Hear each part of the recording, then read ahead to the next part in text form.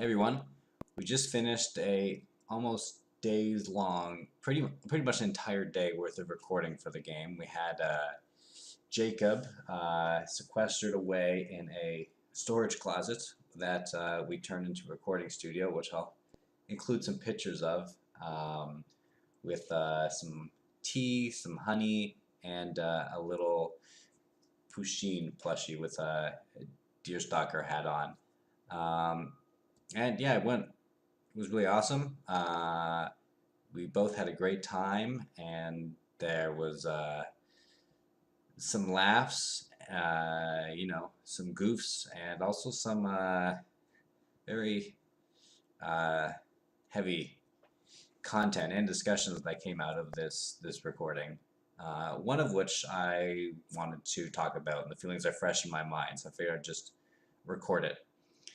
The So one thing about this game is that you're breaking up with someone who is engaging in um, a type of emotional abuse that is very hard to to convince other people is happening.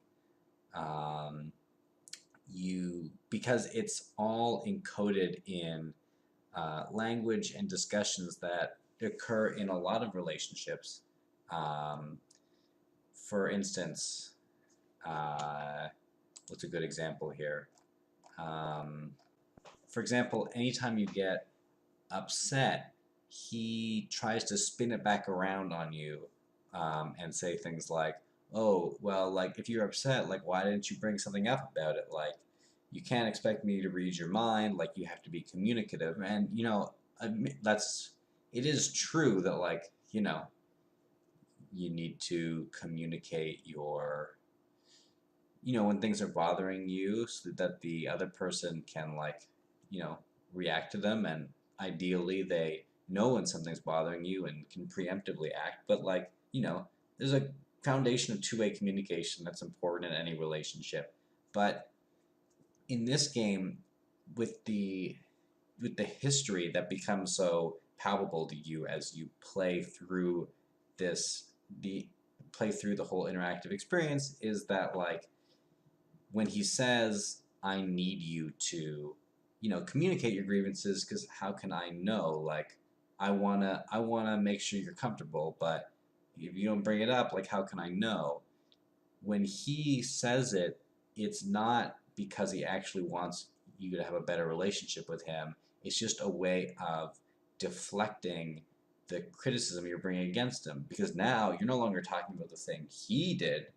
Now you're talking about something that you did, and now he can bring up, and now he can just badger you about your bad communication skills and talk down to you like a child. Like you need to have like the basic tenets of good relationships explained to you, and if the relationship is bad, it's your fault, not because he's inconsiderate or because he's essentially using you and dumping on you and doesn't actually give a shit about your feelings. But it's hard to it's hard to explain that to other people, because if you show them that dialogue, and this actually happened during the recording, like some of the dialogue when Jacob's just reading it, he's not playing through the game and sort of feeling some of those currents as the player would. It's like, oh, isn't this kind of a reasonable thing for Josh to say to Carly? Like, isn't it kind of reasonable to ask her to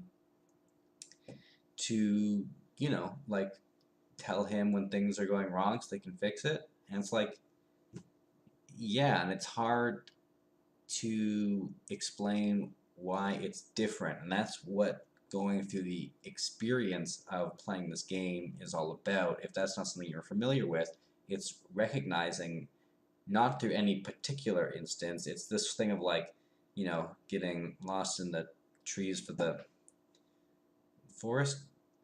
I don't know how that expression works, but either way, getting lost in individually every single one of these things. Yeah, it's not a big deal. It's the environment and the this what's the word? The interaction, the back and forth, the dynamic that exists between you, and the precedent, and slowly learning through your interactions with him that like your feelings aren't important and you should feel bad for having feelings. It's this feeling, it's this learned thing that you get that he never tells you to feel bad for having feelings. He never says anything like that, but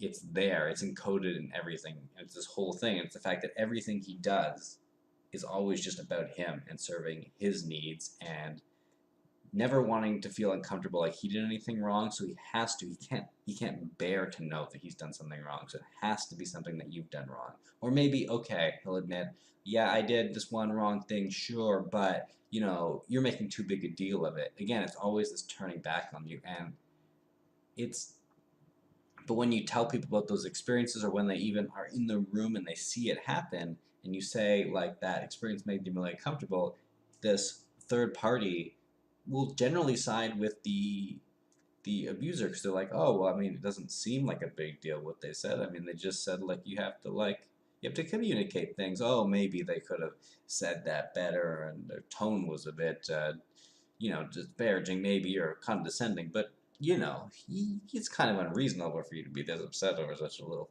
And it's only by seeing it in its entirety. So that's the kind of experience that we're delivering, and understanding.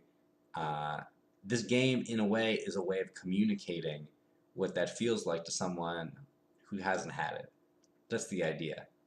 But the thing about this kind of relationship is there's never that catharsis when you terminate it, or a lot of times there isn't, in my experience anyway, because you're still left you're still left with this doubt inside you. Like when it's hard to convince anyone, becomes hard to convince yourself, and then you're left with this like, maybe the problem was that I'm not communicating enough. Maybe all those things he said about me are true, and maybe I'm the reason the relationship wasn't working, and maybe me breaking up with them was unfair. I'm a bad person for setting boundaries. And you start to get stuck in that thought process, and you can't convince yourself otherwise, because again, like, you're going to court to prove your case, not actual court, but I mean, like, you're trying to convince someone. You go to court, you bring your evidence, and you present each of the individual things that happened, and the defense is just like, well, that's not a big deal. That's not really. And then, like, all of a sudden, you have nothing left to prove it. So, part of the catharsis of this game, for me personally, is having that mask slip, having the terrible instincts and the insecurities and the the anger that is an undercurrent in all of these interactions actually come to the surface, and you can point to it and you can say, that's it. Like they did it. I was right. Like all those feelings I had, all those concerns I had, like I was right. And I can tell this person to fuck off. I can block them. I can never talk to them again. I can cut them out of my life without any explanation, without having to prove it to anyone, because I know that I did the right thing. That's the point of catharsis. So, in some way, the mask has to slip. And what I had on my mind before we did all this recording, what became very evident while we were recording, is how much of the mask slips off and how terrible the thing underneath it is something we have to be extremely delicate with. Because, like, how far do we go until we're just paying a guy to be abusive to a player? At which point is our game actually just another form of abuse? Like, that's something we have to consider, because this whole game is it puts the player in a very vulnerable place. And, no matter how, intense our trigger warnings, no matter how much we try to, make it clear before going in what you're going to be in for, like at some point we are just abusers. If we depending on where we put that line. What I found during the courting was that like parts of the script past that line, and they need to be cut. So that's what we're doing. And we've got almost all of the dialogue recorded, and when we go to record the rest of it, we'll be recording a rewritten version of some of the end of the breakup arc of the game, because it's just no, like no, that it would be irresponsible, um, and we're gonna what really I realized throughout this process is that like when we do that rewrite, we need to, before we put it out to any kind of Kickstarter playtest, like there needs to be some serious deliberations and consultations and talking to a bunch of people and like really making sure that we're doing the right thing. Um, because the cost of the fallout of doing the bad thing is, I don't know, irredeemable. The So yeah, that's where we're at. But otherwise, recording session went great. Um, Jacob was great. Uh, the all the more subtle parts came off really well. Once we took a long time to get started. Once we got in character, we were just blowing through the lines. Now I have hours and hours of raw audio that needs to be clipped and sorted and mastered and whatever other audio shit needs to be done to it. But yeah, um, intense day. Certainly listening to some of the dialogue being spoken. Uh, just listening on the other side on these headphones to what was coming out of the booth. Uh, it was it was a bit rough for me, but yeah, um, good stuff. So we'll see, where all this takes us. If we have to delay the March playtest for Kickstarter backers to make sure that the game is being made responsibly, then obviously we will do that. That's not up for negotiation. And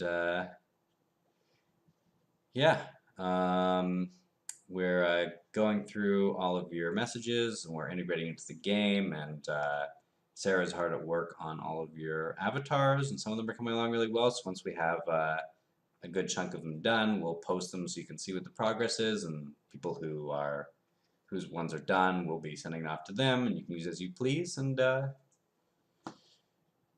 yeah, so thanks for tuning in, and just leave a message in the comments if you have any thoughts about anything I've said, any opinions. I would love to hear from people,